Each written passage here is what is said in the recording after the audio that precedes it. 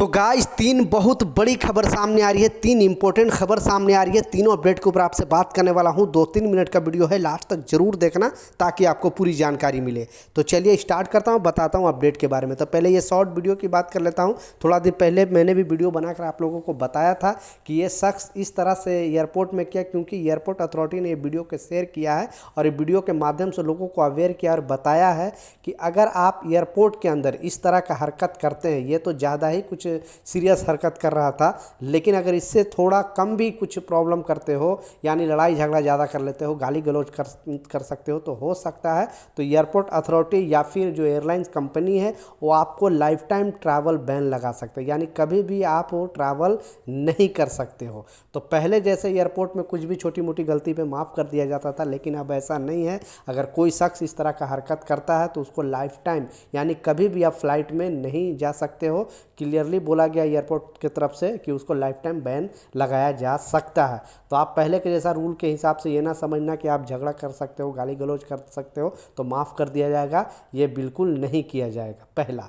दूसरा जो important update है वो भी बहुत बड़ी खबर सामने आ रही है। आपने बिल्कुल सच पढ़ा कि ये 2 कारण से बहुत सारे इंडियन को वापस कर दिया जा रहा है, यानी विदेशी एयरपोर्ट से वापस कर दिया जा रहा है। उनका टिकट भी नुकसान हो जा रहा है, उनका वीज़ा भी नुकसान हो जा रहा है और बहुत सारे पैसे भी नुकसान हो जा रहा है। क्या कारण है, क्यों किया जा रहा है? क्योंकि इससे विदेश मंत्रालय ने भी लोगों को वार्न किया है और लोगों को इस पर सोचने पर बोला है कि आप सही से इसके बारे में सोच ले, समझ ले, फिर ही ट्रैवल करें। क्योंकि जैसे ही वहाँ एयरपोर्ट पे जा रहे हैं, इमिग्रेशन टीम उनका पासपोर्ट देख रहा है, वीज़ा देख रहा है, फिर मालूम चल रहा है कि वापस इंडिया में डिपोर्ट कर दिया जा रहा है। तो क्या कारण है? पहला जो कारण है, पहले ये न्यूज़ से समझिए कि एक न्यूज़ आज एक आया है और इन्होंने एक मतलब ग्रीस जाने के लिए, ग्रीस आपने मालूम है, ग्रीस जाने के लिए बेसिकली इन्होंने अलग रास्ता अख्तियार किया। एक 20 वर्षीय जो शख्स है, इनको फॉरेन कंट्री जाकर कमाने का बहुत ज़्यादा शौक़ था, जैसा मैं स्क्रीनशॉट पर लगा कर दिखा रहा हूँ।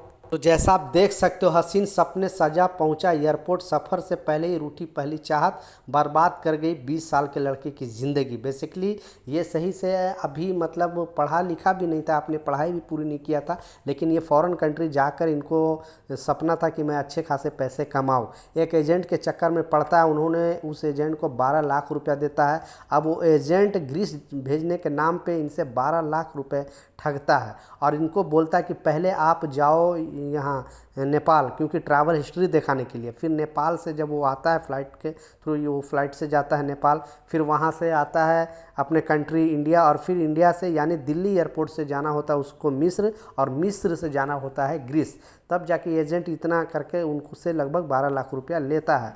लेकिन जैसे ही वो नेपाल से इंडिया आता है, फिर इंडिया में आने के बाद वो जाता है दिल्ली एयरपोर्ट में। दिल्ली एयरपोर्ट में जब वो अपने वीज़ा दिखाता है, इमिग्रेशन टीम के पास जाता है, पासपोर्ट दिखाता है, फिर मालूम चलता है कि इनका जो वीज़ा है वो फर्जी है और इनको फर्जी वीज़ा के वजह से इनको गिरफ्तार करके जेल भेजा जाता है। जब इनसे पूछताछ होता है, फिर ये अपना हिस्ट्री पूरा बताते हैं। अब वो एजेंट को खोजा जा रहा है कि आखिर ये कौन सा एजेंट है जिन्होंने, क्योंकि ये जो बैंक में पैसे ट्रांसफ़र किया था HDFC बैंक से, ये ट्रांसफ़र किया था लगभग 11 लाख रुपए, वो भी उनके पास हिस्ट्री है, कौन सा अकाउंट में ट्रांसफ़र किया था, और सारे हिस्ट्री को पुलिस देख रही है और उस एजेंट को खोज रही है। तो इस तरह का स्कैम भी बहुत ज़्यादा चल रहा है। तो प्लीज़ आप कहीं से भी ऐसे ही अनठेकानी कहीं का भी किसी एजेंट के चक्कर में ना आए। जो गवर्नमेंट ऑथराइज किया है उसी एजेंट का सहारा ले, उसी ऑफिस का सहारा ले, नहीं तो अभी इस तरह का प्रॉब्लम चल रहा है।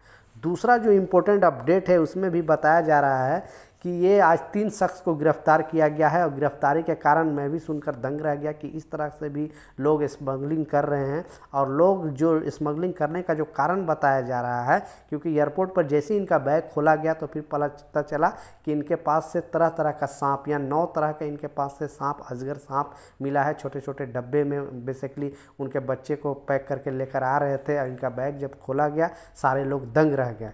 तो ये अदर कंट्री से लेकर इंडियन ही थे और तीनों शख्स को गिरफ्तार किया गया। अब क्या कारण से लेकर आ रहे थे, किस तरह से ये मतलब और भी कौन इसमें शामिल है, तो पुलिस पूछताछ कर रही है।